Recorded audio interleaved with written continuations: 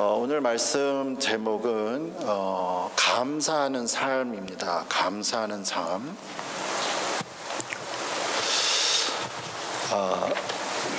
이 세상에서 가장 중요한 것 중 하나는 돈입니다. 돈.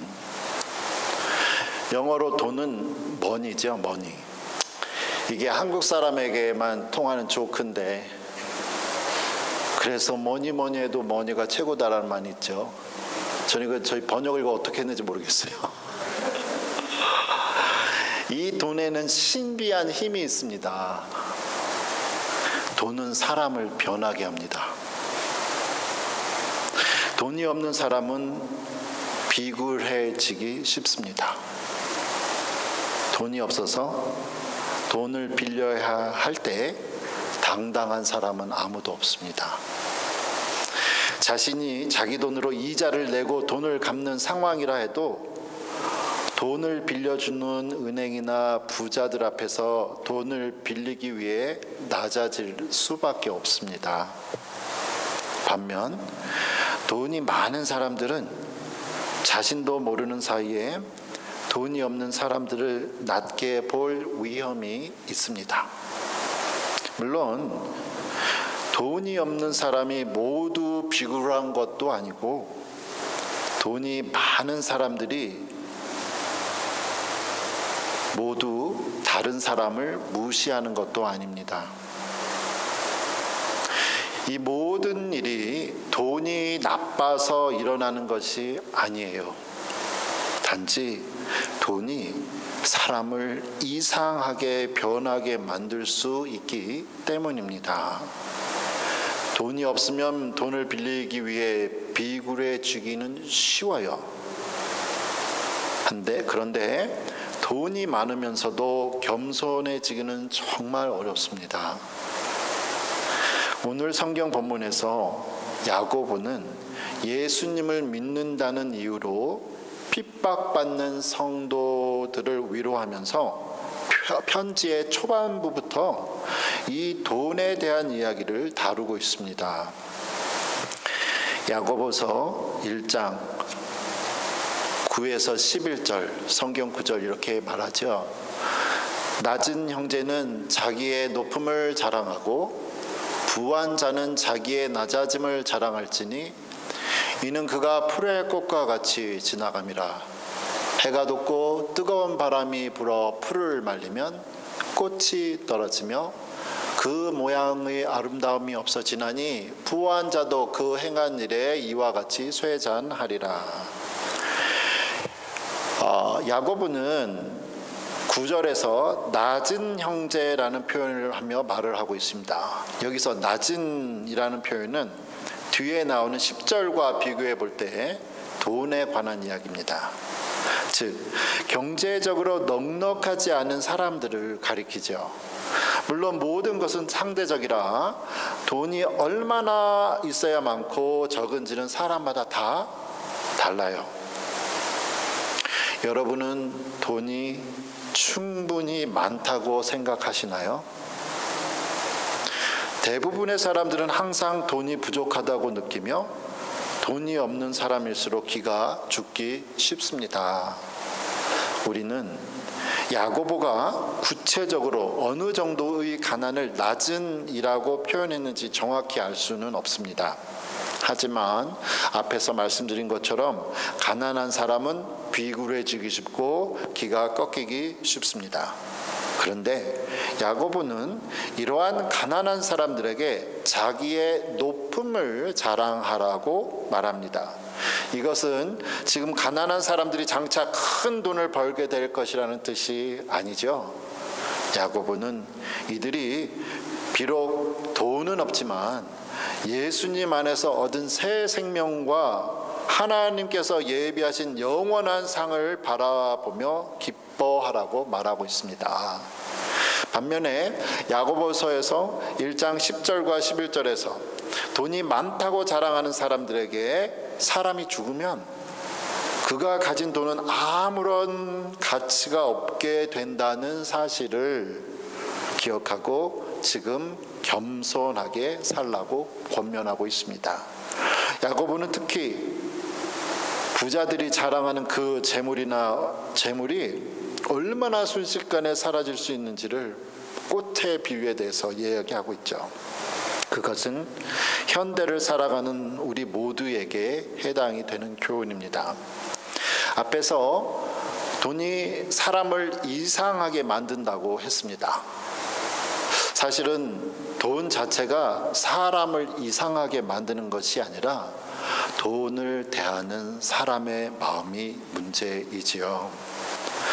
어떤 사람은 돈이 없어도 비굴하지 않고 어떤 사람은 돈이 많아도 교만하지 않습니다. 그래서 성경은 여러 곳에서 돈에 대해 매우 깊이 있게 말하고 있습니다.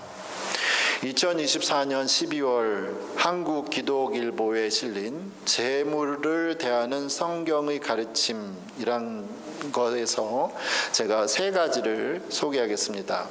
첫째, 탐욕과 물질주의에 대한 경계.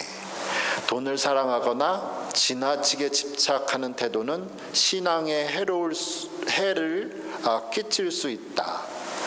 성경은 물질주의와 탐욕을 경계하며 돈보다 하나님과의 관계를 우선시할 것을 가르치고 있습니다. 그래서 디모데전서 6장 10절에 이렇게 말을 하죠. 돈을 사랑함이 일만하게 뿌리가 되나니 이것을 사모하는 자들이 미혹을 받아 믿음에서 떠나 많은 근심으로 자기를 찔렸도다. 두 번째, 돈이라는 것은 재물은 나눔과 사랑의 실천이다. 재물은 개인적인 풍요만을 위한 것이 아니라 이웃을 섬기고 돕는 데 사용돼야 합니다. 특히 가난한 자를 돕고 하나님 나라의 확장을 위해 나누는 것이 중요합니다. 그래서 사도행전 20장 35절에 보면 주는 것이 받는 것보다 복이 있다고 말씀하며 나눔의 중요성을 말하죠. 세 번째로 절제와 감사의 태도입니다. 돈을 사용할 때에는 절제와 지혜가 필요하며 하나님께서 주신 것에 대해 감사하는 마음을 가져야 합니다. 이는 재물의 많고 적음에 상관없이 만족하는 삶을 가능하게 합니다. 히브리서 13장 5절에 돈을 사랑하지 말고 있는 바를 족한 줄로 알라. 그가 친히 말씀하시기를 내가 결코 너를 버리지 아니하고 너를 떠나지 아니하리라 하셨느니라. 여러 신약 성경이 이처럼 돈에 대해 말하는 것은 예수님께서도 돈 자체는 선한 것도 악한 것도 아니지만 이 돈 때문에 사람이 하나님을 섬기기 어려워질 수 있다는 것을 알고 계셨기 때문입니다. 예수님께서 마태복음 6장 19절에서 21절에서 이렇게 말씀하시죠. 너희를 위하여 보물을 땅에 쌓아두지 말라. 거기는 좀과 동록이 해하며 도둑이 구멍을 뚫고 도둑질하느니라. 오직 너희를 위하여 보물을 하늘에 쌓아두라. 거기는 좀이나 동록이 해하지 못하며 도둑이 구멍을 뚫지도 못하고 도둑질도 못하느니라. 내 보물 있는 그곳에 내 마음도 있느니라. 그래서 동록이라는 뜻은요, 구리, 철 이럴 때 동인데요. 구리 합금의 표면에 형성되는 이 녹색깔 녹을 말하는 거예요. 이 성경 구절에서는 부자는 돈이 하도 많아서 쌓아두기만 해가지고 거기에 녹이 쓴 거예요. 파랗게 구리에. 이처럼 예수님과 많은 초대 교회 사도들이 이 돈 문제에 대해 이렇게 말한 이유는 그때나 지금이나 돈 문제로 인해 예수님을 믿는 사람들이 시험에 들기 때문입니다. 제가 오늘 설교를 준비하며 특히 놀랐던 것은 야고보서에서도 지금 성도들의 재물을 대하는 자세를 이렇게 강조하고 있다는 사실이에요. 왜 놀랐냐면 이 편지를 받은 사람들이 예수님을 믿는다는 이유로 지금 핍박을 받아 이스라엘 땅을 떠나서 다른 나라로 피난 간 사람들이 사람들이기 때문입니다. 즉 이들은 신앙이 깊은 사람들이었습니다. 신앙 때문에 다른 나라로 도망가 살아가는 신앙인들이었지만 그 어려운 환경 속에서도 돈이 있는 사람이 있었고 없는 사람이 있었습니다. 그들이 이미 이스라엘에서 살 때부터 빈부의 차가 있었던 것인지 아니면 새로 정착한 곳에서 부를 얻게 된 어떤 사람들이 있었던 것 같습니다. 잘은 몰라요. 중요한 것은 이렇게 신앙을 따라 도망 나와 형성된 순수한 신앙 공동체 안에서도 돈 때문에 차별이 존재했다는 사실입니다. 이러한 모습을 보고 야고보는 교회는 돈 문제로 둘로 나누지 않도록 경고하며 지금 글을 쓰고 있다는 거죠. 여러분, 우리가 생각하기에 정말 완벽해야 할 것 같은 야고보 당시의 초대교회도 돈 때문에 분열의 위기가 있었습니다. 지금 돈에 대해 말하고 있지만 사실 사람의 마음은 언제나 같습니다. 내가 다른 사람보다 무엇이 부족하면 기가 죽기 쉽고 또 무엇이라도 내가 더 갖고 있으면 교만해지기 쉽습니다. 그러나 성경이 말씀하시는 핵심은 언제나 똑같습니다. 우리의 지금 모습이 전부가 아니라 이것이 끝이 아니라는 사실이죠. 다시 야고보서 1장 9절 11절을 보겠습니다. 낮은 형제는 자기의 높음을 자랑하고 부한 자는 자기의 낮아짐을 자랑할지니 이는 그가 풀의 꽃과 같이 지나감이라. 해가 돋고 뜨거운 바람이 불어 풀을 말리면 꽃이 떨어져 그 모양의 아름다움이 없어지나니 부한 자도 그 행하는 일에 이와 같이 쇠잔하리라. 예수님을 믿는 사람들에게는 이 세상의 삶 이후에 영원한 삶이 준비되어 있습니다. 그러므로 이 세상의 삶은 아직 끝난 게 아니죠. 그렇기 때문에 지금의 부족한 모습 때문에 기죽을 필요도 없고 다른 사람들보다 조금 더 가졌다고 교만할 이유도 없습니다. 제가 한 사람 이야기를 하겠습니다. 헨리 모리슨. 헨리 모리슨 선교사에 대해서 말하겠습니다. 헨리 모리슨 선교사는 20세기 초 40년 동안의 아프리카 선교 사역을 마치고 고국 미국으로 돌아오는 배에 올랐습니다. 그는 40년의 사역 동안 건강도 잃고 사랑하는 아들도 잃었습니다. 나이가 많이 든 상태에서 사역을 마치고 미국으로 돌아오는 길이었습니다.